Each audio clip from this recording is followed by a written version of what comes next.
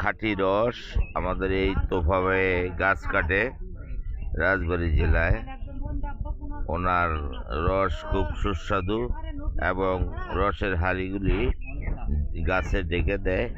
ওনার রস ফ্রেশ, রস খাওয়ার জন্য রাজবাড়ী বিভিন্ন জেলার থেকে ওনার এখানে লোক আসে। এই সূর্যনগর স্টেশনের এখানে আবার এখানে আপনার নাস্তার ব্যবস্থা আছে। এই হাঁড়ি, এই গাছ আছে, এই গাছ থেকে রস কালেকশন করে প্রত্যেকটা গাছ ঢাকা থাকে। তারপরে আরো গাছ আছে, এই পাশে আছে আরো, এখানে অনেক গাছ আছে, 1-150 গাছ উনি কাটে। তাহলে আপনারা যদি খাঁটি